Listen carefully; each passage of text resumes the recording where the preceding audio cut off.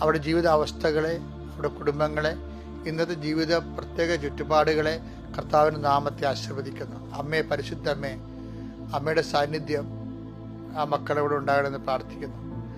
എൻ്റെ കർത്താവിൻ്റെ ഒരു നാമത്തിനെ ആശീർവദിക്കപ്പെടട്ടെ. നിന്റെ ജോലി ആശീർവദിക്കപ്പെടട്ടെ. നിന്റെ സാമ്പത്തിക പരാധീനത ആശീർവദിക്കപ്പെട്ടുകൊണ്ട് പരിഹാരം ഉണ്ടാവട്ടെ. നിന്റെ കുടുംബത്തിൻ്റെ സമാധാനത്തിൻ്റെ അന്തരീക്ഷം തകർന്നിട്ടുണ്ടെങ്കിൽ അത് ഈ ആശീർവാദത്താൽ പുനഃസ്ഥാപിക്കപ്പെടുകയും സമാധാനಕ್ಕೆ സംലഭ്യമാവുകയും ചെയ്യട്ടെ.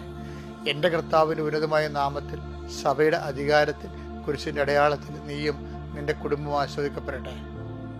നിന്നോട് ബന്ധപ്പെട്ട് നിൽക്കുന്ന നിന്റെ ജീവിത മാർഗങ്ങൾ, നിന്റെ ഉദ്യമങ്ങൾ, നിന്റെ ഉത്തരവാദിത്തങ്ങൾ,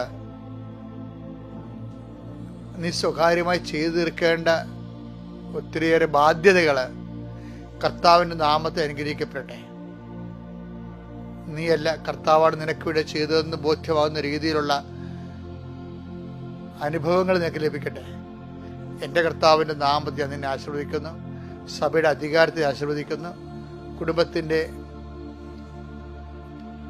എല്ലാവിധ തകർച്ചകളെ അതിജീവിക്കുന്നതിനായി ഈശോയുടെ നാമത്തെ ആസ്വദിക്കുന്നു. നിന്റെ കുഞ്ഞുങ്ങള്, നിന്റെ മക്കള്, നിന്റെ മക്കളുടെ തൊഴിലിടങ്ങൾ, അവിടെ പഠന സ്ഥലങ്ങൾ, അവിടെ യാത്രകൾ, എന്തെങ്കിലും ഇഷ്യൂസ് പൊട്ടലും ചീറ്റലും കുടുംബത്തിൽ ഇപ്പോൾ ഉണ്ടെങ്കിൽ, അതിൻ്റെ പേരിൽ ഭക്ഷണം കഴിക്കാതെ മുഖം കറുപ്പിച്ചൊക്കെ നടക്കുന്നവരുണ്ടെങ്കിൽ കർത്താവിൻ്റെ ശക്തി ഈ ആശീർവാദത്തിൻ്റെ കൃപയാൽ ഈ നിമിഷം ആ വ്യക്തിയെ സ്പർശിക്കട്ടെ.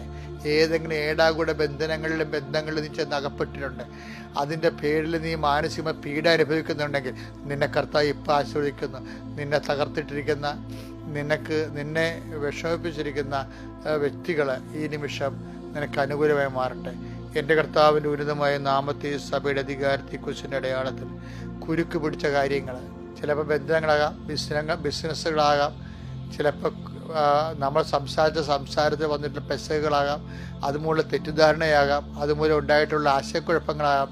എല്ലാ കുരുക്കുകളും യേശുനാമത്തിൽ നീങ്ങിപ്പോട്ടെന്ന് പ്രാർത്ഥിക്കുന്നു. ദൈവത്തിൻ്റെ കരുണ നിന്നെ ആവശ്യിക്കട്ടെ. നീ എന്തിനു വേണ്ടിയാണ് വേദനിച്ചത്? എന്തിനു വേണ്ടി ഇന്നലെ വേദനയോടെ കിടന്നുറങ്ങിയത്? എന്ത് ഭാരമാണ് നിനക്ക് ഇന്ന് ഉണർച്ചയിൽ, എന്ത് ഭാരതത്തിൽ ഉണർന്നു വന്നത്? ആ മേഖലയെല്ലാം നിന്റെ കർത്താവും രക്ഷകരും ആയ യേശു ക്രിസ്തു നിന്നെ ആശീർവദിക്കുകയും പരിശുദ്ധ അമ്മ നിനക്കൊരു മധ്യസ്ഥം വഹിക്കുകയും എല്ലാ വിശുദ്ധന്മാരും മാലാഖമാരും രക്തസാക്ഷികളും നിന്നെ ആശ്വസിപ്പിക്കുകയും ചെയ്യട്ടെ. ഈ ആശീർവാദത്തിൻ്റെ ശക്തി നീ ഇന്നുറങ്ങാൻ വരുന്നവരെ കർത്താവ് നിന്റെ കൂടെ ഉണ്ടാകട്ടെ. Lord infuse spirit of power and grace. നമുക്ക് ചില സമയത്ത് ദൈവത്തിൻ്റെ